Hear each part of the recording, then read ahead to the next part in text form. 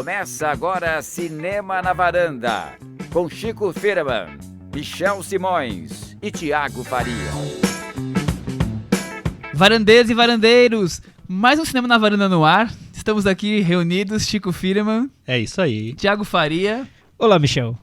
Cris Lume. Ei. Estamos hoje aqui para debater os melhores filmes do semestre. Exatamente, episódio 188. Exatamente. Então muito bem hoje, lembrado que eu Michel, esqueci de falar. Só tem filme bom, só tem filme que ficou na varanda, não Só. vamos jogar ninguém, Hoje tá proibido falar de filme ruim. tá proibido jogar da varanda. Proibido. Maravilha. Não tem Ah, a chance. gente não vai escolher nem o pior de todos? Não, Ah, porque hoje é quem só as melhores. Então tá bom. Não é Varanda Awards. Varanda Awards com um monte de categorias Tá bom, é no tá final bom. do ano. Ok. Thiago, você está de volta depois de semana passada Tô de que volta, você tô de nos volta. meteu um atestado. Sim, faltei, ouvi o episódio, a participação do Ailton, muito legal. Agora eu vou ficar aqui me segurando pra não falar mal de nada, porque é difícil, É né? que hoje é só filme bom. Hoje é só filme bom, é difícil. Controle-se. Bom, então nós vamos falar hoje dos filmes do semestre, os melhores filmes, e trazer alguns pontos relacionados ao cinema nos últimos 6 meses aqui no Brasil. Ô Chico, eu queria começar, eu li um post seu no Facebook, ou alguma rede social, acho que foi no Facebook, e você estava fazendo algum comentário, talvez nem tenha exatamente a ver com o gancho que eu vou puxar, mas era sobre que tudo está envolvido com questões políticas hoje, que não dá mais para ter uma conversa sem ter algum viés político.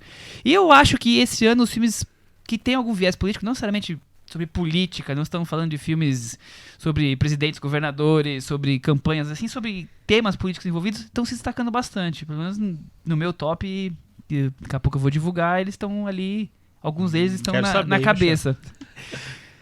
É isso mesmo? Você acha que o cinema político tá forte, tá mudou uma nova visão de cinema político? O que você tem? O que eu quis dizer é que eu acho que o próprio ato de fazer cinema é um exercício político, assim. Você tá, a partir do momento que você tá tratando de determinados temas, trazendo determinadas questões, mexendo na maneira, na linguagem e tal, você tá de alguma maneira se tomando uma posição política.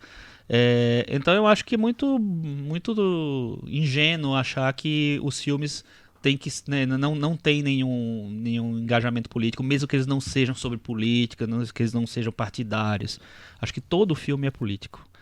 É isso que eu queria dizer. Mas o que você falou realmente tem muito sentido. Assim, eu acho que os filmes que trazem temas, que tocam mais nos temas políticos, eles estão muito... a gente está num momento muito efervescente do mundo, eu acho. Do mundo, O mundo está... É um momento político do mundo, assim, tá? É bem... sei lá... quente, eu acho. Então eu acho que todos os filmes hoje terminam tocando um pouquinho em assuntos políticos. Tiago, o mundo nunca falou tanto de política no dia a dia, nas casas, nos bairros. O Brasil, mais talvez que outros países. Você acha também que tem alguma coisa relacionada... O cinema também está conseguindo levantar essa bandeira e trazer temas além da política normal? Eu acredito que sim. Eu acho que os filmes, eles dialogam entre eles. Filmes americanos dialogam com filmes franceses, com filmes alemães, enfim. E hoje a realidade brasileira acaba encontrando nesses filmes pontos de contato, porque no fim essa questão do autoritarismo, das desigualdades, de questões sociais, enfim, isso está presente no cinema de vários países. E como a gente está numa situação delicada, politicamente falando, a gente acaba encontrando pontos de contato com vários desses filmes. Também acho que é isso. Eu acho curioso essa possibilidade de você fazer filmes, inclusive alguns deles até com temas aparentemente mais íntimos e pessoais, e ter uma carga política forte, ou um tema que gerou a história em si a ver com política. Então, nós vamos falar um pouco mais, mas sei lá, um Maia, um Amanda, que são filmes sobre a pessoa, por exemplo, nesses dois casos, e tem uma questão política que gerou o desenrolar da história, né? Então eu acho isso um dos pontos que está se destacando em alguns dos filmes que eu vejo como dos melhores filmes. Eu queria tentar também trazer alguns outros pontos que eu acho que são curiosos. Por exemplo, acho que dramas sociais são sempre sucesso, né? Normalmente dramas sociais, não todos, mas assim, você consegue todo ano pensar bons filmes de dramas sociais. Agora, esse ano tá trazendo também temas de guerra, mas não a guerra em si. Então, sei lá, filmes como o Em Trânsito do Petzold, o Guerra Fria, filmes que têm a guerra como o início de tudo, assim como eu falei da questão política, e são histórias, são dramas, são romances. O cinema tá mudando, os gêneros estão misturados, Chico? Eu acho que hoje em dia os gêneros são muito mais misturados do que no começo do cinema, nas décadas passadas. Cada vez mais acaba esse limite entre o que é um drama, o que é um filme de ação, o que é uma comédia e tal. Eu acho que hoje em dia até acho muito mais rico assim que os filmes tenham mais entrem em mais classificações, porque eles dialogam mais, eu acho que o negócio é mais rico mesmo. Hoje em dia é difícil, né? É difícil dizer assim, esse filme é um drama. Pô, mas é um drama, também é uma comédia, mas também é não sei o que lá. Tem muita coisa, eu acho. E eu acho que a classificação drama que é a que mais sofre com isso. Sofre, né? Vamos dizer assim. Se divide, né? Não, é sério, porque assim, tem os filmes de gênero, claro, mas mesmo os filmes de gênero, que a gente comentou vários aqui nos últimos tempos, eles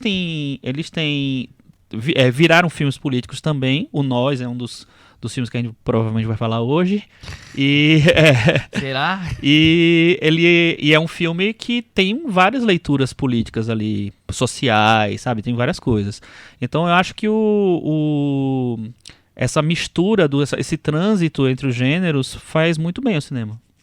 E você, Thiago? Eu achei interessante você ter falado de filme de guerra, né? Porque hoje, no mundo, a gente tem guerras pontuais, mas não tem uma grande guerra que vá colocar todo o planeta em conflito. E o interessante é que esses filmes que você fez referência, eles trazem a guerra como lembranças, né? Como memórias. O Guerra Fria é sobre isso, e o Em Trânsito ele faz um paralelo entre uma guerra que ocorreu com uma situação atual de autoritarismo que poderia refletir a situação que se viveu na guerra. Então a guerra aparece mais como um estado de espírito, né? E não como algo concreto. Isso é interessante, acho que tem contato entre esses dois filmes. Eu também, por isso que eu levantei essa hipótese, mas eu acho que é isso que é legal, né? Essa mistura, né? Hoje em dia não tem mais uma coisa tão fechadinha, né? Hoje eu vou no IMDb ver quais são os gêneros, tem, sei lá, 4, 5 gêneros descritos hoje em dia é no filme, muito porque difícil. a coisa é mais rica, né? Mas falando sobre esses filmes que acabam entrando na nossa lista e tudo mais, são filmes que tiveram repercussão grande em festivais, e a gente vê que as curadorias dos festivais hoje em dia estão priorizando filmes políticos, né? Filmes sociais e tudo mais. Esses filmes são os mais comentados, são os que ganham grandes prêmios. Então, Você acha que ele sai na frente pelos temas? Eu acho que sai na frente pelos temas, e a gente hoje aqui no Brasil acaba se identificando muito com esses filmes. Eu lembro na mostra do ano passado, parecia que cada sessão eu estava vendo filmes que estavam sendo feitos ali para mim, para aquele momento que a gente estava vivendo. Não é só uma coincidência, porque o mundo todo está passando por esse processo de endurecimento dos governos, de autoritarismo ali florescendo em vários países. Então, não é só coincidência, mas os filmes acabam se tornando universais também de uma maneira social, política. É interessante. É isso, Chico? Eu acho que o cinema... Não, assim, todas as artes, eu acho, mas o cinema sempre refletiu o momento em que o mundo está passando, né, enquanto os filmes são feitos. Então, eu acho que é muito natural que eles realmente, sei lá, incorporem as discussões, os questionamentos e tal. Um dos cinemas mais ricos, talvez, de todos os tempos é o dos anos 60, onde o mundo estava pegando fogo, né? Então, totalmente, né, em todos os lugares do mundo está se fazendo um cinema interessante. Eu acho que a gente está num momento muito bom. E eu acho que os filmes que chegaram no Brasil nesse primeiro semestre são filmes muito bons. A gente teve um primeiro semestre que há tempo que eu acho que não tinha tanto filme bom assim, estranhando. Vocês concordam com essa afirmação? Então eu também totalmente achei dificuldade de fechar o top 10. Sim, que eu tinha concordo, mais filme do que vagas, digamos assim. Cris, você concorda? Acho que eu não vi tantos filmes, então, porque eu tive dificuldade pra fechar o top 10 com todos. A Cris falhou em alguns filmes mais autorais, digamos assim. Ô, Thiago, cinema autoral vai bem? Esse cinema de festivais? Vai. Porque uma coisa é a repercussão dos festivais, depois é como se concretizam depois, né? O que a gente vê no início do ano é que filmes muito comentados nas mostras do ano passado acabam estreando, né? Com atraso e tudo mais, mas acabam estreando. E esses filmes passaram por uma curadoria dos festivais, do público dos festivais. Então você vê um filme como Amanda, né? Que foi um filme super elogiado quando passou na Mostra de São Paulo. Estreou, chegou ao circuito e ganhou um novo momento ali para ser descoberto, para ser comentado. Então acaba que o primeiro semestre se beneficia desses filmes que foram descobertos no festival. O Maia, que é um filme que eu gosto muito, ele acabou estreando agora também. Enfim, tem vários outros exemplos de filmes que passaram em festivais. O Três Faces, do Jafar Panahi, o próprio Assunto de Família, do Koreeda. São filmes que, para quem acompanha as mostras, as pessoas já viram no ano passado. Então não são exatamente filmes novidades, né? desse ano. Mas que eles acabam compondo um momento que realmente acaba se tornando muito bom. Eu acho curioso isso, porque como cada país tem o seu perfil de distribuição, né? E o Brasil, o cinema autoral, acaba ficando muito concentrado em lançar os filmes pós-festival, Festival do Rio e Mostra e Indie, né? Virou uma situação importante, né? Então os filmes depois de novembro começam a estrear, então acabam caindo em janeiro, fevereiro, março. O Maia, você falou agora que estreando em junho. E isso acaba... Maia estreou em junho, que curioso. É legal, né? O calendário Maia. Acaba criando um pouco isso, né? Sim. Quer dizer, o Brasil, nós estamos aqui discutindo o semestre e muitos dos filmes que foram exibidos em maio. Em maio do ano passado, em Cannes, ou em fevereiro, em Berlim. Quer dizer, não é que estamos atrasados, é essa questão de agenda, salas de cinema. O nosso circuito embaralha tudo, né? É isso. Mas eu acho que foi um período muito bom. E é curioso que muita gente nem percebeu isso. Eu estava ouvindo um podcast muito grande, tudo aqui do Brasil, que tinha um episódio sobre cinema. Começou a discussão sobre cinema, quais são os filmes que são inspiradores e tudo mais.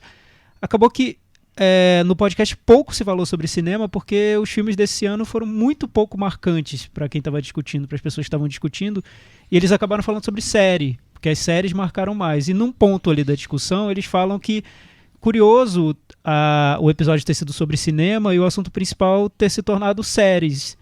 E aí eles chegam à conclusão de que hoje em dia as séries são muito mais impactantes que o cinema, porque no cinema você só vê filme da Marvel. Essa foi a conclusão. E eu acho que essa é a conclusão do público que vai ao cinema, né? Geralmente. Sorte que os varandeiros que ouvem a gente não são esse público. Mas aí você vê que esse cinema muito rico, que a gente está aqui exaltando e elogiando e guardando na varanda, é um cinema ainda muito de nicho, né? Muito restrito a um público que está disposto pequeno, a ir, né? Atrás desses filmes, procurar. Mas eu acho que o público ficou mais preguiçoso. De verdade, eu acho. Porque eu tava pensando nisso ontem, inclusive. Porque assim, desde o surgimento do Netflix, maldita Netflix, ainda não tá pagando a gente, então não vou falar bem, mentira. Não, sério, eu acho que as pessoas se acomodaram muito, porque é muito, muito tranquilo ver filme em casa. Então as pessoas acham que assinam a Netflix, você tá tendo o maior cardápio de cinema do mundo e tal, e as outras coisas não estreiam, você não considera que existam. Uhum. Isso é o que eu acho meio triste, assim, porque sei lá, a seleção de filmes que estreiam no Brasil sempre foi grande.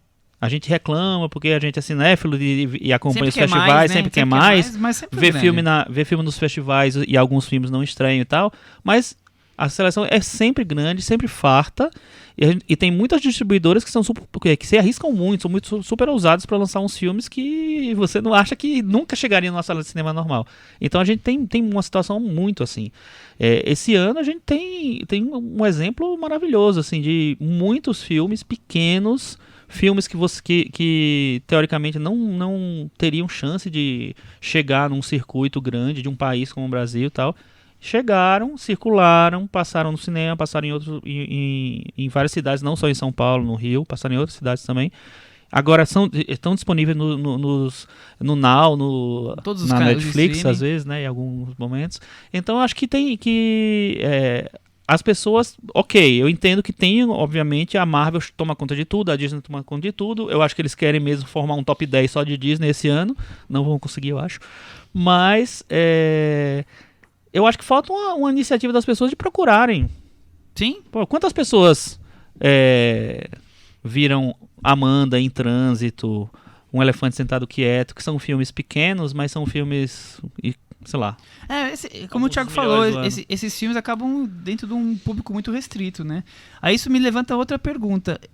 Já que esses filmes são para um público X, e os grandes filmes, os que ocupam as grandes salas, eles estão decepcionando esse ano, em sua maioria? Os Não blockbusters sei, eu acho estão que tem atendendo as alguns expectativas? blockbusters que são bons, viu? A gente falou aqui recentemente do Toy Story 4, todo mundo ficou meio surpreso com o filme. Eu acho que é um belo filme desse ano. Não, mas você tem de uma maneira geral. será que Não, dos mas 20 blockbusters do sei, ano, assim, quantos eu realmente agradaram todo Eu mundo? gosto do Vingadores Ultimato, eu acho um bom filme também. Eu acho que tem bons exemplos. Não gosto de generalizar, mas tem muita coisa ruim também, né? Eu também Enfim. não gosto, mas eu fico olhando para os Summer Movies, são os filmes de verão nos Estados Unidos e na Europa, e vejo pouquíssimas coisas que realmente são interessantes. A gente fez muitos episódios aqui pulando os filmes porque não tinham o menor interesse neles e se comprovaram realmente desinteressantes, né? Thiago, o que você acha dos blockbusters esse ano? Então, eu não sei. Eu sinto que blockbuster sempre foi mais ou menos esse feijão com arroz, com alguma exceção ali interessante. Mas o que eu sinto falta mesmo é do filme que seria o filme médio, né? O filme que passa num circuito grande, mas não cabe tanto nessa definição de blockbuster. Tanto que quando você conversa com uma pessoa que geralmente vai pouco ao cinema, gosta de ver filmes, mas não é cinéfilo, quando essa pessoa lembra dos filmes que marcaram a vida, geralmente não são blockbusters.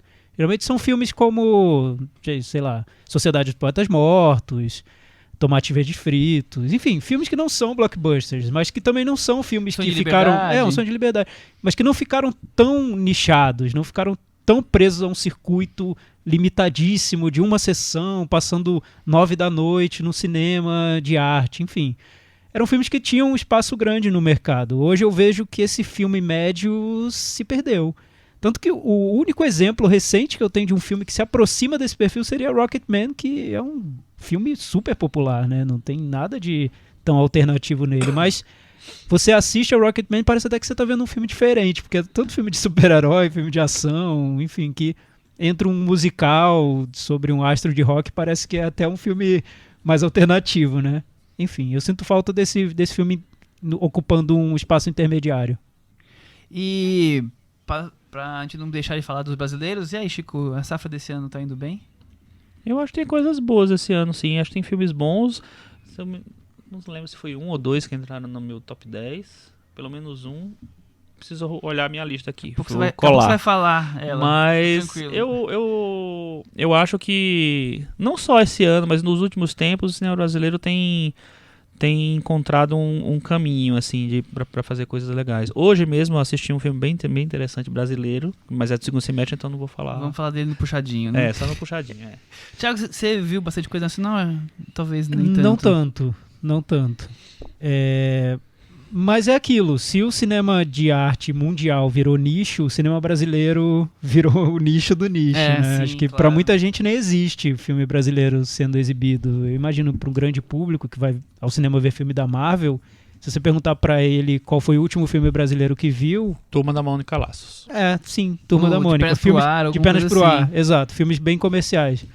Mas eu não sei se ele percebeu que estreou Divino Amor, por exemplo. Que foi um filme esses filmes são de pra esse nicho outro muito público que a gente comentado. falou agora há pouco. Então, eu acho que esse espaço... O que me incomoda é ver esse espaço entre os mercados crescendo cada vez mais, se ampliando, né? Daqui a pouco um filme muito interessante vai estrear e nem vai ser percebido, não vai ser nem comentado. Isso me incomoda, porque eu acho que um filme se constrói não só quando ele é exibido num festival, depois de pronto. Ele se constrói quando ele é comentado, quando ele é debatido, quando ele ocupa espaços públicos. Eu lembro quando o Som ao Redor quando ele estreou, ele tinha artigos saindo em jornal todo dia, ele foi comentado em programa da Regina Casé, da Rede Globo, sabe? O filme ganha um espaço que vai além do que estava previsto para ele. Isso eu acho interessante no cinema, e eu tô vendo muito pouco. Em cinema brasileiro, esse ano... O cinema brasileiro, regatando que eu tinha comentado aqui sobre a questão do... Como é que é dividida a distribuição no Brasil, esses filmes que você está falando normalmente ficam centrados em agosto, porque é dentro do limite da indicação do Oscar, então... Por exemplo, o Bacurau e A Vida Invisível de Eurídice Guzmão, que a Paula Ferraz esteve aqui comentando logo depois que acabou Cannes, ambos vão estrear em agosto, uma semana de diferença de um e do outro. Então, acabou também concentrando nesse momento. Então a gente fica um ano inteiro aí e os filmes, não vou dizer os melhores, mas os mais promissores, ficam quase que um brigando com a sala com o outro, né? O que é triste, podia estar aí devagarzinho, 2 filmes por mês aí se distribuindo, mas eu acho que é isso, quer dizer, eu fui fazer a minha lista também, dei uma olhadinha dos nacionais, eu gosto de 3 ou 4 nacionais, eu acho bons filmes esse ano, mas assim, tudo filmes muito pequenos, não tem, esse que você falou do filme médio, não tem, talvez porque eles vão estrear daqui a pouco, talvez porque não me atraíram tanto. Eu fiz a conta, estrearam 65 filmes nacionais nos cinemas este ano. É bastante. Vai manter a média de mais de 100 de lançamentos, mesmo com toda a questão aí de Mesmo com governo, tanta torcida contra. tudo que está acontecendo na parte do Ministério da Cultura, né? Mesmo assim, o ex-Ministério da Cultura, né? Que não existe mais. Quer dizer, mesmo assim, né, ainda estão sendo lançados, mas claro, dentro daquele espaço que a gente sabe, uma sessão num horário específico, naquela única sala, quer dizer, só que tem que estar com muita vontade de ver, né? Você não consegue se programar à vontade perto da sua casa, você tem que se deslocar, se esforçar e eu acho que é um período muito negativo para o cinema brasileiro, porque realmente tem uma torcida contra da parte do governo e de quem apoia o governo. A cultura não é uma prioridade mesmo, não tá no top 10 de prioridades, acho que nem no top 20, enfim. Mas por outro lado, você tem na nossa sociedade hoje uma fatia grande do público que quer ver esses filmes. Que eu aposto que teria um público grande para um filme muito contundente sobre a situação política do Brasil e que não fosse simplista, não fosse raso. Aposto que teria, acho que esse público tá lá, tá esperando. Eu não sei se Bacurau vai ser esse filme. É possível que seja. E não sei, pode se tornar um fenômeno. Divino Amor foi um filme que prometeu isso e eu acho que não conseguiu. E ouvindo a conversa que vocês tiveram na semana passada, eu entendi mais ou menos por quê. Porque é um filme que parece que vai, mas não vai. Parece que vai tocar no assunto, mas no fim não toca. Então, não sei se é esse o filme que esse público de cinema de nicho está querendo hoje, né? Mas que existe um desejo do público que vai ao cinema no Brasil por filmes contundentes sobre o Brasil de hoje, eu tenho certeza absoluta que existe. Com então certeza. eu acho que o cinema brasileiro, de certa maneira, está falhando perdendo esse por espaço. não enfrentar esses temas, né? E quando enfrenta, é de um jeito que provoca mais uma polêmica por motivos que eu considero errados do que uma polêmica realmente explosiva, né? Enfim, não vou entrar em pontos específicos, a gente tá aqui para falar bem dos Vamos filmes. falar bem dos filmes. E a última coisa que eu queria trazer pra conversa é... A última vai acabar? Não, vocês podem trazer outros temas. Eu preparei esses mini temas pra conversar. Vocês estão achando que os streams estão conseguindo cumprir o espaço em que os salas de cinema não estão cumprindo? Esses 6 meses aqui, os filmes que não chegaram aos cinemas foram direto para streaming, conseguiram atender aí esses hiatos, digamos assim, essas ausências? Não. Não? Você acha que tá faltando muito filme a ser lançado ainda? Muito. Eu acho chato o streaming, assim, sinceramente, porque eu acho que não provoca esse barulho do lançamento. O que eu acho que o cinema tem ainda como grande vantagem é que o filme estreia, né? Ele é exibido, é comentado. Vira um mini acontecimento, vira um assunto da semana. Streaming eu sinto que muitos são jogados ali, né? Claro que vários vencem essa limitação e se tornam um assunto.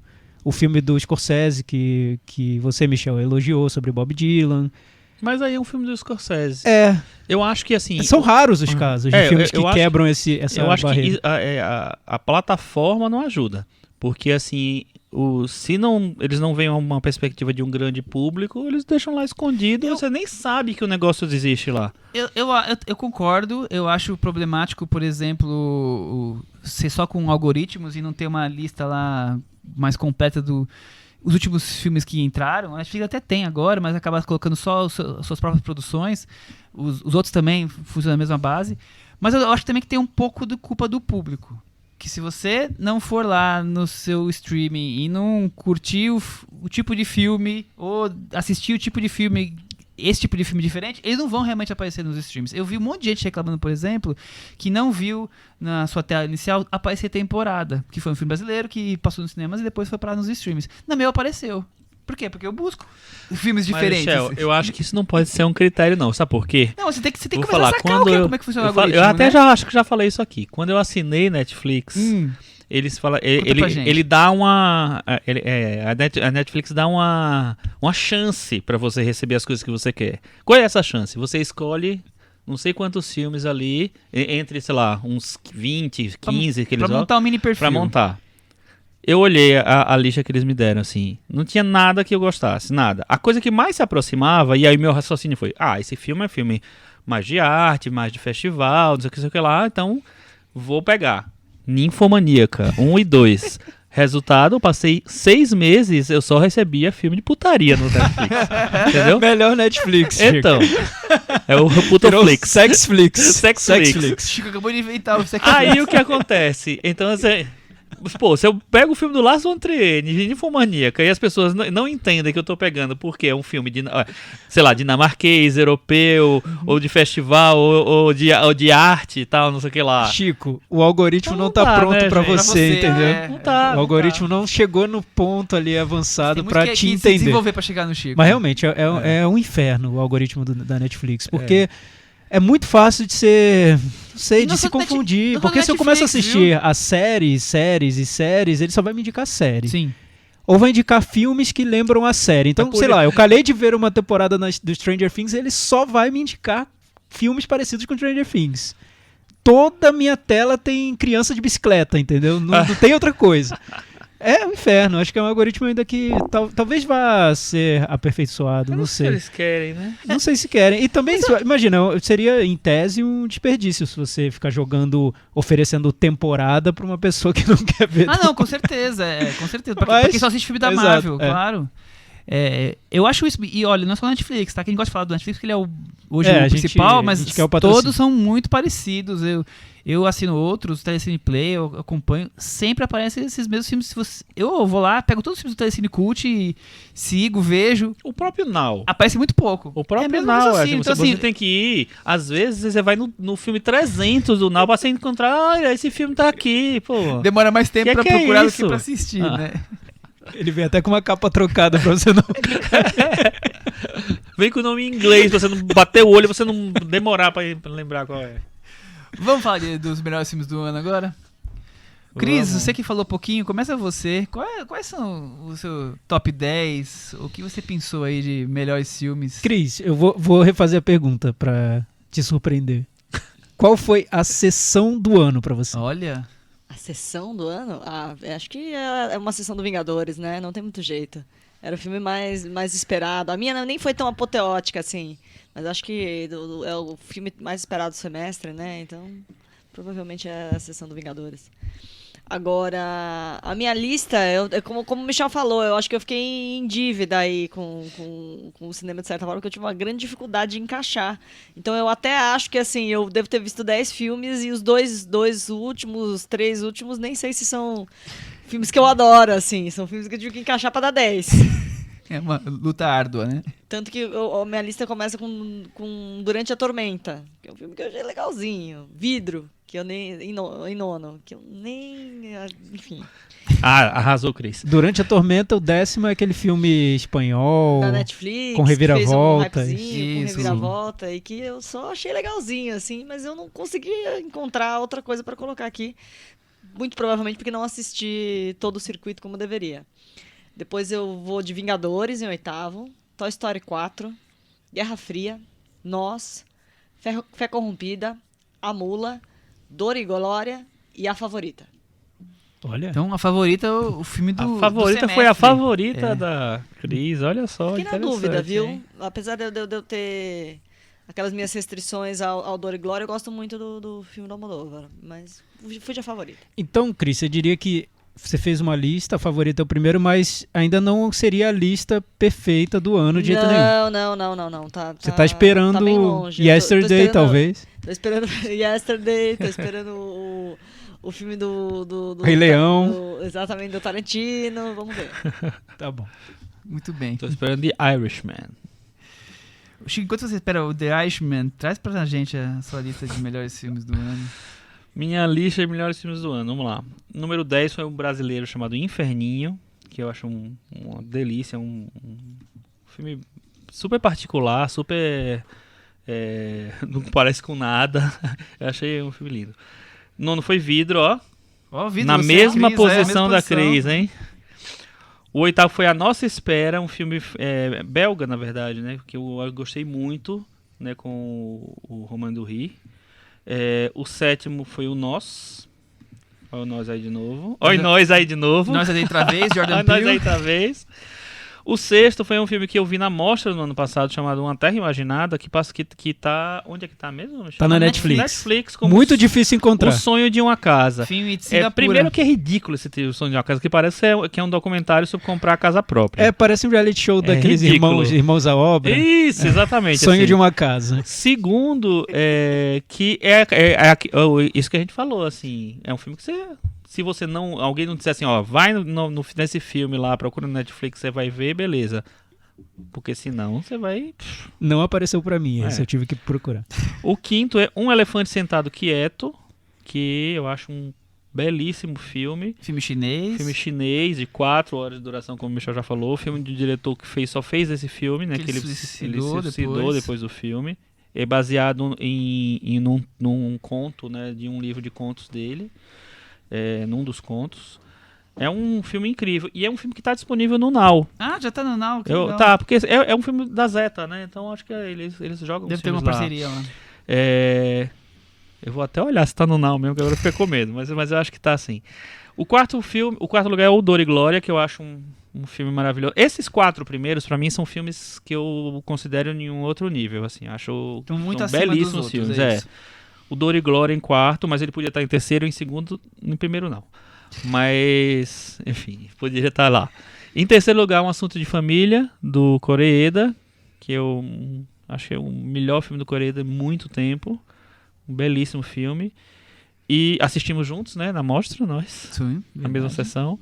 E, o segundo foi Em Trânsito, que é um filme que me arrebatou completamente. Esse ano, né, inclusive, foi um único ano, eu acho, da minha história, em que eu dei 2 notas 10 num semestre, no mesmo semestre. É inédito. O Em Trânsito foi essa segunda nota 10. Eu acho que é um filme incrível, com muitas leituras, com muitas camadas, com muita...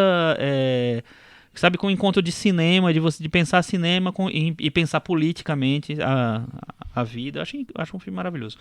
E o primeiro, outra nota 10, é o Amanda, que é um filme francês, que me pegou pelo pé, pelo mão, pelo braço, pelo pescoço, por todo lugar. Garrou filme em que eu você. Fiquei apaixonado por ele, apaixonado mesmo. É um dos grandes filmes. Depois, quando mais calmo, quando eu fizer a lista da década, eu acho que o Amanda vai aparecer por ali. Acho um filmaço. Muito bem. Thiago, você quer agora? Você prefere ir primeiro, Michel? Faz. Quantos cavalinhos?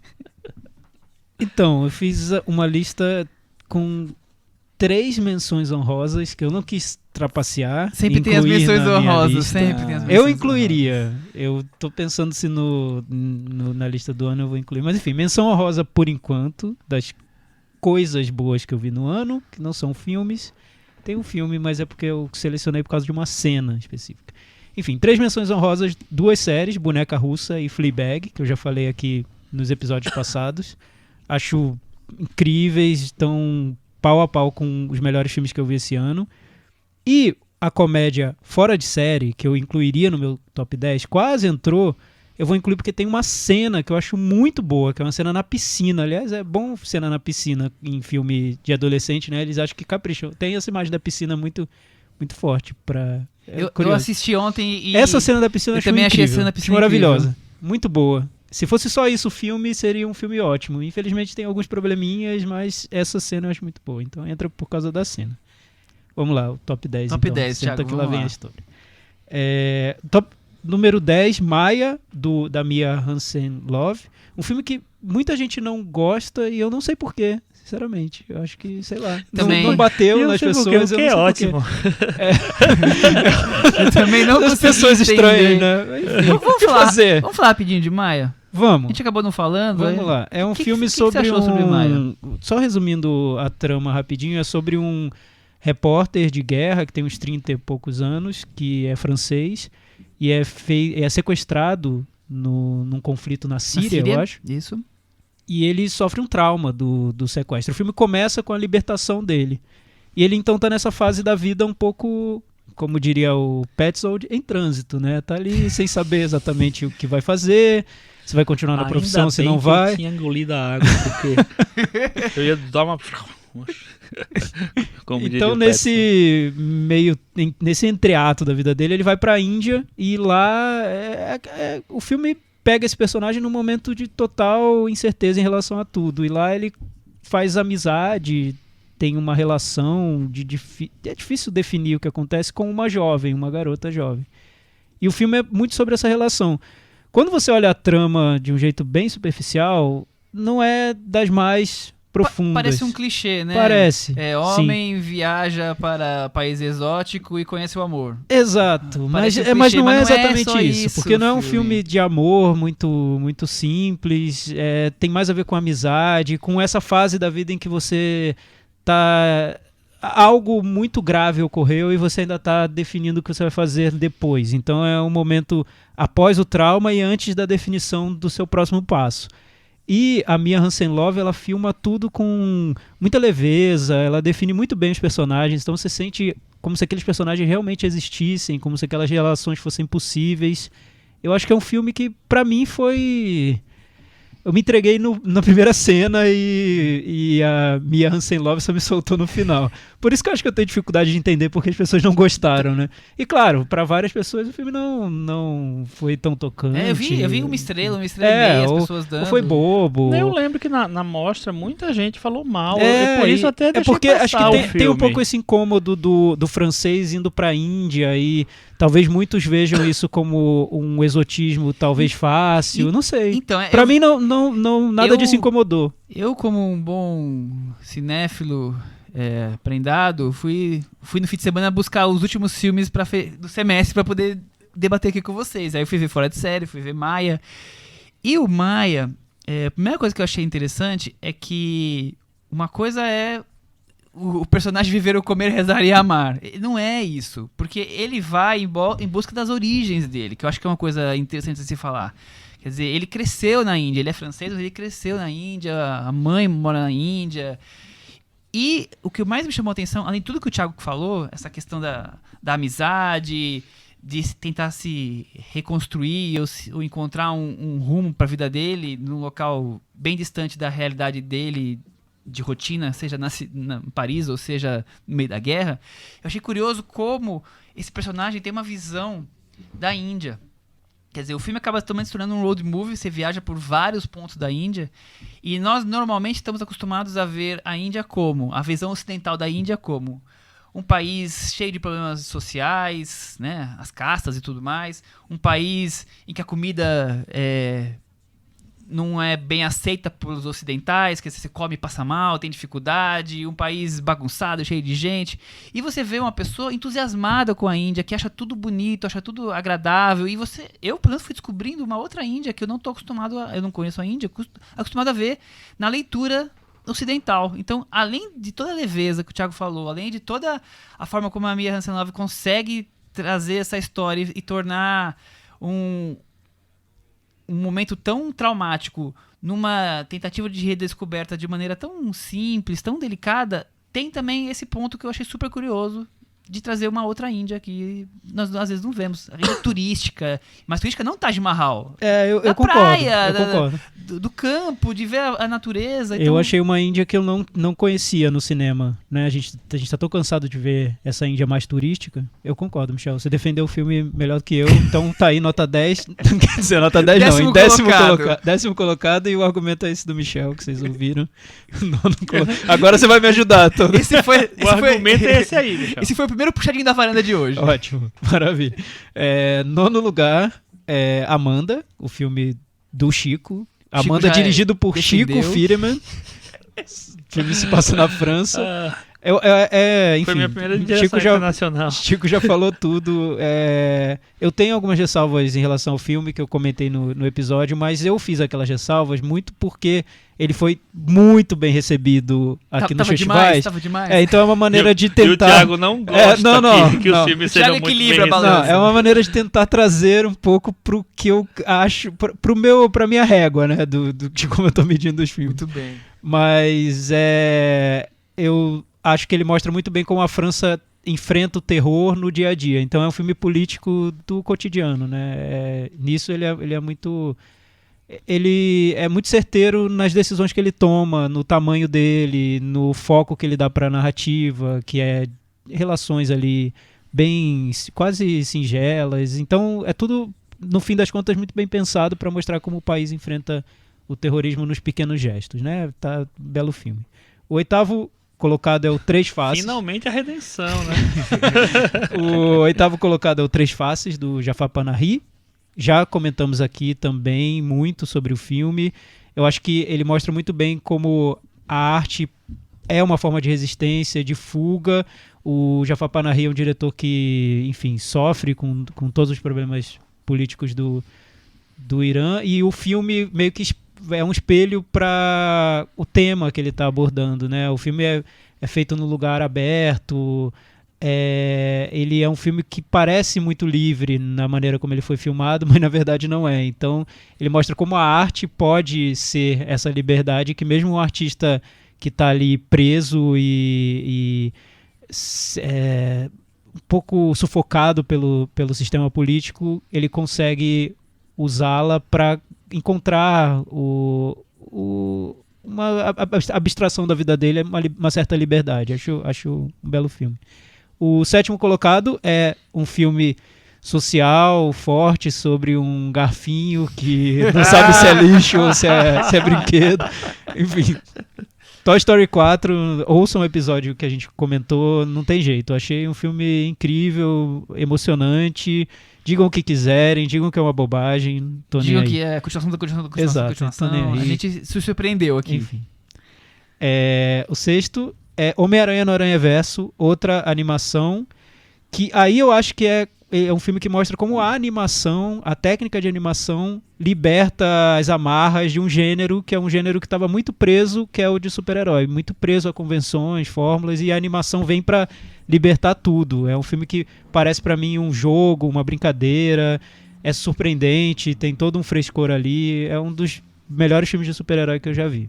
Uau! O 5º colocado, pra ver, né, como foi um ano com bons filmes, ó. Tô falando 10 filmes aqui que eu tô defendendo com unhas e dentes aqui. E ele acabou de sair de muito 2 blockbusters. Aí, ó, tem blockbuster, tem filme iraniano, tem filme francês, tem de tudo. Agora tem um filme americano, em 5º lugar, que é A Mula, filme do Clint Eastwood, que foi um filme que me pegou porque é simples, porque parece um cinema de um homem que viveu muito tempo, e né, de um homem muito mais velho. E é um filme todo de um homem muito mais velho, no ritmo, no tema, na maneira como ele constrói o personagem, nas opções de roteiro, nas atitudes do personagem. É um filme que parece estar deslocado no tempo, e encontrar esse filme, para mim, foi muito diferente. Talvez tenha sido um dos filmes mais diferentes que eu vi esse ano, porque temos poucos diretores mais velhos e com tanta vivência no cinema, e com um olhar tão específico e que possa trazer esse ponto de vista diferente pra gente. Eu adoro esse filme. Eu gosto muito também. O 4º colocado... A Cris colocou na lista dela também. Também. O 4º colocado é Em Trânsito. Olha! Maravilhoso. Sim. É do Christian Petzold, filme alemão. Que está nos streams já, pra quem não Tá viu. nos streamings. Eu não Um lembro filme em qual, que, mas pode olha, procurar. então a dica aí pra quem ouve o podcast, e é um filme que não é tão fácil, eu acho. Acho que é um filme duro. Um filme ali é muito construído e talvez o impacto venha depois de ter visto o filme. Pra mim foi quando apareceram os créditos finais com a música do Talking Heads. Ali que eu levei um tapa, né? Foi ali que aconteceu. Mas impressionante como o filme mostra o passado dentro do presente, como o tempo flui e prende os personagens. Enfim, é tudo muito preciso no filme. É um diretor que se tem um diretor preciso hoje em dia é o Petzold, né? Parece que ele não dá um passo em falso. Tudo ali tá Milimétrico, calculado, né? mas calculado positivamente. E você falou no começo da conversa, e eu concordo, como ele consegue tirar um fato histórico, a Segunda Guerra Mundial, ele muda alguma coisa sobre quem é o vencedor e aí o que acontece, e fazer uma nova realidade que tem tudo a ver com a nossa realidade de hoje. Sim. Mundial, tá acontecendo no mundo todo. Quer dizer, pra mim isso é uma maestria. É uma maneira... Transforma a história e acaba mostrando que, mesmo transformando a história, hoje talvez estivesse muito parecido. É uma maneira muito inteligente de mostrar o tempo, as idas, como o tempo parece cíclico, né? As coisas se repetem, e se repetem de maneiras diferentes, mas tem o cerne outra tá lá, intensidade, né? mas com o mesmo enfim. núcleo, né? Tristemente. É muito bom. O terceiro colocado na minha lista é Nós, do Jordan Peele. É também cinema social, mas é um cinema social tudo ao mesmo tempo agora, tudo cabe ali. Tem milhões de ideias muito boas dentro do filme. Pode ser acusado de ser um filme over, porque como se o diretor tivesse ali um momento da carreira dele em que ele pode fazer tudo o que ele quiser. A gente falou sobre Magnolia recentemente, eu acho que tá um pouco junto ali nessa categoria de filmes em que tudo é máximo, né? Tudo cabe ali no filme. Mas, enfim, eu acho que tudo é meio urgente. O resultado é muito forte, realmente, um filme bem marcante. Eu acho que esse filme vai ficar. Como o Corra ficou, né? Segundo colocado, Dor e Glória, do Almodóvar, que eu acho maravilhoso. Não vou repetir tudo que eu falei no episódio passado, mas como é um filme de um diretor maduro, né, que chegou num ponto da carreira em que ele consegue refletir sobre a própria vida, sobre a própria trajetória e simultaneamente fazer um filme tão bem construído, tão lúcido em relação a tudo sobre isso. Cinema. E acho que semanas depois do que eu vi, do que a gente já falou, já comentou sobre o filme, como é possível ele ter feito um filme totalmente fora do que eu esperava. Ou que talvez muita gente esperava. Porque a gente esperava mais pelos elogios, um grande filme, mas dentro de um formato que a gente já conhece. Talvez um avanço em cima de Julieta. E ele vem com um filme tão pessoal, tão intimista, que as suas imperfeições fazem parte das suas qualidades. Quer dizer, eu acho que isso que faz o quanto é um grande cineasta, né? A diferença de um grande cineasta e da maturidade que a pessoa chega ali. De você transformar o seu cinema e ainda criar uma obra incrível, né? A sensação que eu tive quando eu tava vendo o filme é que eu tava lendo o diário do Almodóvar. Eu peguei ali o diário que tava escondido, eu tava lendo o diário dele lá. Mas aí quando terminou o filme eu descobri que o diário na verdade era um romance que ele tinha escrito, enfim, é isso. A sensação que o filme passou pra mim. Né? Enfim, é muito bem construído para passar essa sensação de algo espontâneo. O primeiro colocado é Assunto de Família, do Koreda. Pra mim ainda não superou o impacto que nenhum outro filme esse ano ainda superou o impacto que ele teve pra mim. Cinema social também, como o Koreda nunca tinha feito, mas um cinema social que não vê personagens como vítimas, não vê personagens como coitadinhos. O Koreda coloca a câmera dentro da casa dos personagens e faz com que a gente passe um tempo com eles e mostra que quando essa intimidade é construída entre o espectador e personagem, diretor e personagem, todas essas questões sobre julgamentos morais, sociais, legais, ganham uma outra dimensão. Eu acho que é um dos grandes filmes que eu vi recentemente. Muito bem. E muito essa bem é a minha defendido. lista. Perfeito, Lito. Então, para finalizar, vou trazer a minha. Quase todos os filmes vocês já comentaram aqui, então eu vou acabar comentando um pouquinho mais os raros que não estão na mesma lista que vocês. Amos Guitai. Amos Guitai Não teve esse semestre, ainda não teve nenhum Christopher filme do Nolan Amos também. Guitai. Kawaii. Kawaii faz tempo que não lança, né? Pois é, cadê Podia, Kawaii? Mas eu acho que ele tá fazendo um filme novo. se não mas me demora engano. 10 anos pra ele finalizar um filme novo dele, né? É verdade. Bom, meu 10º colocado é o Três Faces. O Thiago acabou de defender bastante, do Jafar Panahi. O Belo filme. nono colocado é o Guerra Fria, que a Cris também já destacou. Filme do Pavel Pavlovsky. Por que Guerra Fria, Michel? Quando a gente conversou, eu já comentei, mas eu me encantei pela história. Eu comprei o romance. que na verdade é o romance da vida dos pais dele, né, do diretor. Eu comprei, eu achei tudo muito bonito. Ele filma daquela maneira charmosa, com trilha sonora, o branco e preto, e a questão do romance, troca dos olhares. Eu fiquei ali encantado, como ele me arrebatou, assim. O 8º colocado é o filme do Scorsese, o Rolling Thunder Revue, sobre Bob Dylan e a turnê Eu já dele. achei que ele já tinha assistido The Irishman. Ainda não. Nossa, que privilegiado. Olha, você vai hein? fechar o ano com 2 filmes do Scorsese na sua Não lista? sei, eu não vi The Irishman. Ninguém viu, sabe? né? Vamos aguardar isso. Mas eu também já comentei sobre o filme rapidamente, mas é um tipo de biografia inusitada, diferente e que mesmo assim traz muito do espírito do biografado. Então, achei um grande acerto do Scorsese. O 7º colocado, Amanda, mais do que elogiado aqui. Mas vou falar a verdade, gente, é como o Chico falou, do 7º pra cima, eu adoro todos. Que coisa, hein, Michel? Que ano muito ano? acima da média. O que aconteceu? Na minha régua. O ano... E olha que essa régua do Essa Michel... régua é pequena. bem abaixo pra baixo. A régua do Michel é daquelas que era usada na palmatória nos anos 50, Ô, 60, Michel, sabe? o ano tá bom ou sua régua mudou? Eu quero acreditar que o ano tá bom e que não sou eu, mas nunca se sabe, né? Ai. Amanda, o 7º colocado. O 6º lugar, um filme que pouca gente viu. Destaquei semana passada, o Memórias da Dor.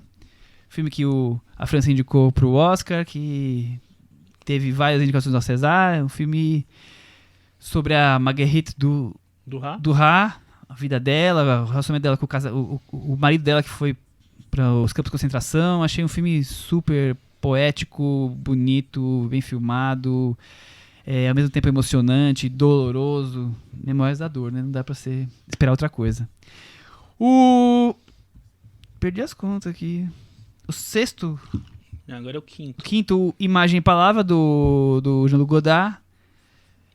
Também já elogiei bastante ele aqui, sobre como ele consegue... Muito do que o Thiago falou sobre o Clint, como ele consegue, já com tantos anos de vida, ainda mais fazer filmes diferentes, criativos, que trazem questões tão importantes nesse filme, principalmente a questão como a gente vê os árabes hoje em dia, ou boa parte do ocidente vê os árabes sempre como o homem-bomba que vai explodir do seu lado. Eu achei isso que ele aborda disso de uma forma muito, muito poderosa. E o quarteto é até difícil, eu acho que os 4 primeiros eu posso mudar de posição todos os dias, acho que eles são muito, muito próximos. Gladiador, falei a mesma coisa. Dor e Glória, do Pedro Almodóvar. O 3º colocado, Assunto de Família, do Koreeda. O 2º, Em Trânsito. E pra mim, o filme do semestre agora, Jordan Peele. Nossa, eu achei demais aquele filme. Muita gente se surpreendeu, quer dizer, Muita muita gente, gente, Chico, eu né? e o Chico, com a sua escolha, ter colocado um filme de fantasia no primeiro lugar. A gente conversou isso, brinquei, né? É um filme de fantasia, mas é um filme muito político, né? É um filme que usa a fantasia pra trazer o que tá acontecendo hoje em dia, né? E, aliás, é o que aconteceu sempre, né? Na verdade, somente na questão racial, quer dizer, ele só usa o terror como linguagem cinematográfica para trazer questões muito fortes, muito potentes. E é um filme muito impactante, como eu falei quando estava comentando, é um filme que tem urgência em cada frame, né? Em cada plano tem lá, urgência jorrando na nossa cara. Então eu acho que é um filme impressionante. Eu fiquei muito mais impactado do que eu fiquei com o Corra. Eu também. É isso. Agora é engraçado. Seu segundo e seu terceiro e seu quarto são iguais aos meus. Só muda a ordem. Não, acho que o segundo é Em Trânsito, o terceiro é Assunto de Família e o quarto é Dor e Glória, igualzinho.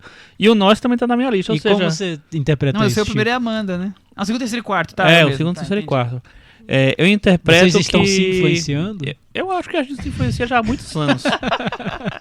Não, sério, vocês não acham? Porque a gente... Sim, claro. Enfim, eu acho que isso acontece. Eu já comentei isso aqui, eu acho. Eu acho que eu já comentei todos os assuntos aqui, toda vez eu falo isso.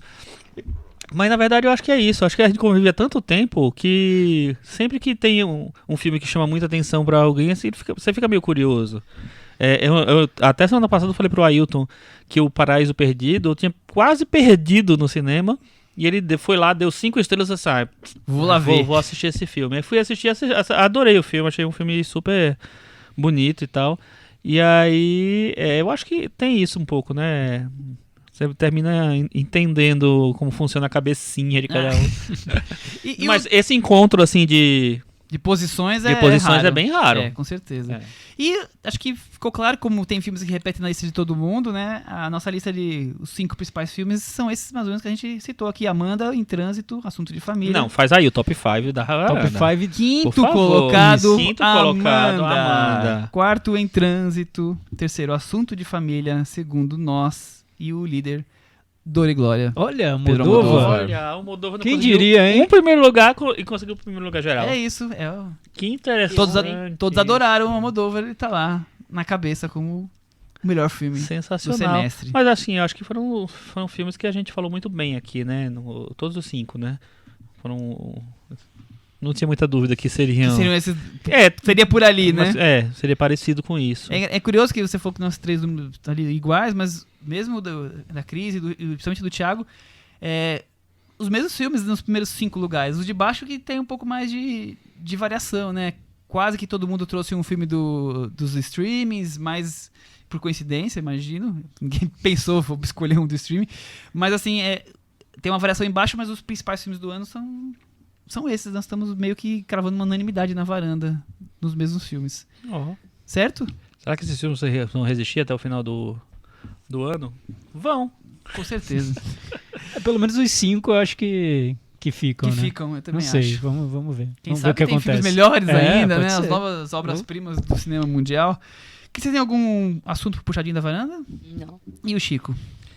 O Chico tem. O Chico foi assistir hoje. Então, primeiro, antes de tudo, uma revelação chocante, assim. Chocante. Eu terminei Stranger Things. Ah, Terminei a as 6 segunda temporadas. temporada. A segunda temporada. Porque eu não tinha assistido. E eu fiquei impressionado com uma coisa. Você, Diga, Chico. obviamente, você já viu há muitos anos. A Winona Ryder melhorou. Porque na primeira ela era aquelas caretas bizarras, assim. Nessa ela melhorou, tá muito mais sóbria. Até lembrei, tive saudade dos anos 90, anos 80, anos 2000. Anos 2000 não, que eu não tinha saudade mais da Winona Ryder, mas nessa época tinha. Que bom, fiquei feliz de ver ela um pouco mais sóbria. Legal, Chico, eu não imaginava que você traria hoje a segunda temporada de Stranger O Things. Thiago sempre, eu vou falar, surpreendendo. Eu vou falar sobre a Vocês, primeira temporada de Black Mirror. vocês Daqui a lembram que eu não gostei da primeira temporada de Stranger Things muito? Você não gostou, Chico? Eu lembro que você Não. tinha gostado, Não não? tinha gostado, não. Não, Também eu gostava. que tinha meio que gostado, mas aí Eu achei simpático. a segunda não deu. Achei A segunda boa, eu tal. achei razoável. Parei no Então, primeiro episódio, a- falei, não dá pra ver A isso segunda mais eu acho que tem uma coisa que avança em relação à primeira, que é assim, como eles têm que acompanhar a história da série, a mitologia da série e tal, eles deixam muito a coisa da referência. Então, na primeira, todo episódio tinha 1, 2, 3, 4, 5 referências a coisas dos anos 80. Nesses, as coisas estão lá, mas estão mais discretas, eu acho. Agora, ao mesmo tempo, eu acho que a mitologia não dá uma... E aí vou começar em breve a terceira. Vou ficar Chico, revezando com o RuPaul's Drag Race. posso invadir seu puxadinho Pode pra fazer invadir o minha meu, praia. então, já que você falou de Stranger Pode. Things? Eu vou falar da terceira temporada, que estreou agora. Uhum. Não terminei ainda, mas estou mais da metade. Tem problemas. Tem uma barriga ali no meio, como toda a série, quase toda a série da Netflix, exceto Boneca Russa. Toda tem uma barriga Até ali no porque meio. quando chega na barriga, volta pro É uma começo. barriguinha trincada da Boneca Russa. Volta pro começo quando chega na barriga. Mas eu acho que é um avanço em relação à segunda, principalmente os 2 primeiros episódios, que são os dirigidos e escritos pelos criadores da série, os Duffer Brothers, que ali naqueles 2 primeiros episódios eles conseguem recuperar o que era interessante na série, que é um clima muito de uma comédia teen, anos 80, com algo de suspense, de ficção científica, mas num tom de matinê mesmo, sem pretensão alguma e sem querer dar peso em nada. E o que ele se beneficia, de novo, eu falei isso quando eu elogiei o início da segunda temporada, é dos personagens. Eu acho que os personagens são é fácil você se conectar com eles. Os atores estão adequados aos personagens. Então você passa ali os 2 primeiros episódios, quase não tem trama, mas você tá se divertindo porque aqueles personagens voltaram e você se apegou a eles e tá tudo bem, tá tudo legal. enfim, eu recomendo os 2 primeiros episódios. Depois continua ok, só que cai um pouco. Muito bem. Não é mais aquela. Você tem mais alguma coisa puxadinho ou era, Não, só era isso. só o Stranger Things? Chico, volta pro seu. Eu tenho. Você tem mais alguma coisa aí? Eu assisti hoje o filme do Marcelo Gomes, o Estou me guardando para quando o carnaval chegar, que é um documentário que o Michel assistiu ontem. Que eu achei muito, muito, muito interessante. É um documentário sobre uma cidade no interior de Pernambuco que é conhecida como a capital do jeans. Então todas as pessoas da cidade, acho que 150% das pessoas da cidade trabalham fazendo jeans de maneira artesanal, em casa, né? Transformaram as casas em escritórios, oficinas, etc. E a cidade sobrevive disso, basicamente. As pessoas trabalham para si mesmas, praticamente são pequenas industriazinhas, não existe uma grande fábrica ali, pelo menos o que aparece no filme é isso. E aí você tem, sei lá, você tem acesso a um tipo de relação de trabalho que as pessoas têm, de relação com o trabalho que as pessoas têm, totalmente diferente do que a gente vê nas grandes cidades, nas coisas, quando você é dependente total de um grande empregador. As pessoas acham que ali no trabalho, né, em elas trabalharem para si mesmas, elas estão mais próximas da prosperidade, do dinheiro e tal. Só que aí tem uma personagem que ela vai narrar a rotina dela de trabalho. Ela trabalha das 7 da manhã até as 10 da noite, só com intervalos para ir em casa, fazer o almoço, fazer o jantar e voltar para trabalhar. E mesmo assim ela prefere, ela acha que ela vai ser realmente muito, muito mais feliz do que sendo empregada. O que eu achei que talvez pudesse ser um pouquinho mais bem amarrado no filme é o título. Porque o título, né, que fala do carnaval, ele só é citado nos 20 minutos finais do filme, ou talvez um pouquinho mais. Essa final. Então eu acho que surge meio que do nada, assim. Eu acho que ele podia ter amarrado um pouco ao longo do filme, falando um pouco disso, para poder não ficar aquele título, vamos botar um títulozinho engraçadinho, curioso, divertido, que tem muito isso, né? Eu pensei que era um filme sobre o carnaval. Não tem nada a ver. Por isso que eu não fui ver. Eu não tô tem. de saco cheio desse filme de carnaval. Brasileiro só sabe fazer filme. A Lira do Delírio. Tô brincando. Mas é um belo filme. É um filme político, mais um político, Sem né? dúvida nenhuma. Enfim. Ele lembra um pouco o cinema do Eduardo Coutinho, né? Pelo formato. Ele está ali entrevistando as pessoas sem aparecer, fazendo perguntas. Claro que ele tem o perfil dele, ele não está imitando o Eduardo Coutinho. Ele está resgatando a infância dele, porque ele acho que visitava, ele conta alguma coisa com o pai. Ele fez uma viagem com o pai pelo interior de Pernambuco e lembrava, alguma coisa assim. A cidade produz 20% do jeans do Brasil, então não é pouca coisa. Vive dessa informalidade das pessoas fazerem em casa e quem, sei lá, tem um valor para cada jeans que você entrega para os revendedores, então por isso que as pessoas trabalham loucamente, porque quanto mais trabalhar, mais lucra. E eu fico, acho que esse é o ponto que talvez o filme traga mais de reflexão, né? Quer dizer, você é seu próprio patrão, então você faz, quanto mais você trabalhar, mais dinheiro você recolhe, e será que você está tendo uma vida melhor? Lá eles acham que sim, só que eles trabalham 16 horas por dia, ou os personagens que estão ali sendo retratados. Eu faço o meu próprio horário. Faz o seu próprio horário, mas você trabalha 16 horas por dia. Por isso você faz todos os horários, na verdade, né? Não sobrou outro horário pra você fazer que não seja o seu. Adoro né? esse do faço seu próprio horário. Faço meu próprio horário, trabalho das 5 às 10, porque eu quero. Enfim. Mas tem um momento que tem um cara que faz uma reflexão. Será que as pessoas não querem só receber ordens e querem ter a sensação de liberdade é mais importante do que a sensação de ter tempo para viver? É uma questão interessante. E aí o final o título do filme é sobre o único momento que eles param, que é quando o carnaval chega. E aí por isso que o título refere-se a isso. E é uma loucura o que acaba se tornando o carnaval para aquelas pessoas, né? Já que é o único momento de férias deles, né? Então eu acho muito interessante o cinema do Marcelo Gomes, porque ele é um cineasta que não faz filme toda hora, e quando faz filmes curiosos. Ele tem muito essa questão do movimento, de se deslocando, então, desde filmes como o Cinema das Primas e Urubus e o Viagem que Preciso, Volto Porque Te Amo. Isso. São filmes que são sempre assim, as personagens estão se deslocando, uma espécie de road movies, por mais que esse nem seja, mas tem muito, né? De ir nas casas e ir até onde o mercadão onde vende os jeans. Eu gosto do cinema dele. Ao mesmo tempo, ele tem até filme histórico, né? Sobre o Tiradentes, daquele Joaquim. Recente, Então, eu acho que ele é um cineasta muito interessante. E aí, acabo gostando mais de um, menos de outros filmes, mas é um cineasta que eu sempre me obrigo a ver, porque é um dos que fazem algo diferente no cinema nacional. Eu também, eu gosto muito dele. Eu acho que ele tem coisas muito legais. Vamos para aquele momento, então, pra gente encerrar? Cantinho do ouvinte. Com o Thiago Faria. Cantinho do ouvinte, vocês sabem como funciona, é só deixar comentários no nosso blog cinemanavaranda.com. Aliás, semana passada a Michel fez muito bem a função do diretor do Cantinho do ouvinte. Foi legal, foi bom. Os filmes comentados aqui na varanda na semana passada foram Homem-Aranha, Longe de Casa, Divino Amor e Democracia em Vertigem.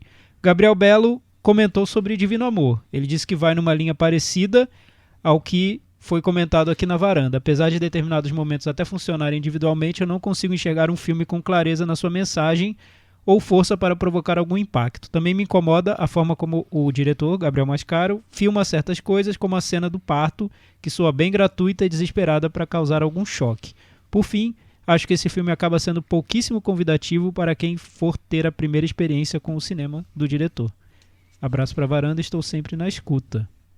Olha Legal. A opinião dele, vocês concordam? Acho que a gente falou bastante, né, exatamente sobre isso. É um filme muito interessante, mas que, pelo menos nas nossas expectativas, ele deixou a desejar. Mas mesmo assim, eu acho um filme curioso. Acho que é um filme que tem que merecia ser visto. Acho o filme bom, acho que ele merece ser visto. Eu entendi na conversa que vocês tiveram que tem um quê de Black Mirror, é isso?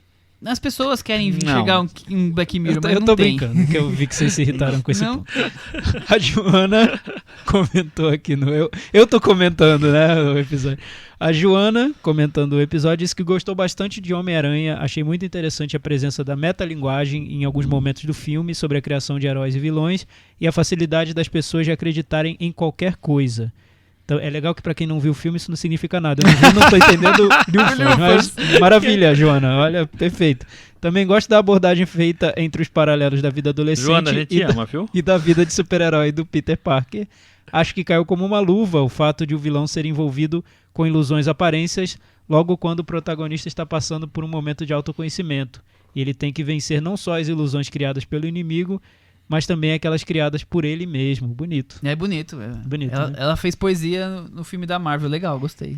Quanto ao Democracia em Vertigem, achei o documentário competente, mas a narrativa mais intimista me afasta um pouco da obra. Não que quisesse algo imparcial, mas acho que quebra um pouco o ritmo dos acontecimentos políticos. Entendo o lado do Michel ao falar que esses filmes parecem apressados ao narrar os fatos, mas acho que, de um ponto de vista político, é interessante que esses acontecimentos sejam sempre relembrados. Viu, curioso, temos comentários sobre Democracia em Vertigem, Homem-Aranha e Divino Amor. Todos estão aí Todos contemplados estão pelos nossos ouvintes. Eu joguei, pedindo para os nossos ouvintes comentar os filmes do semestre, né? Pra gente ter uma prévia aqui antes do cantinho de semana que vem. O Vincent Cessering colocou o Us como o melhor filme. O Silvano Costa, ele acabou considerando só os filmes produzidos em 2019 e colocou Vidro em terceiro, John Wick Vidro em terceiro, John Wick 3 em segundo e o Nós em primeiro também.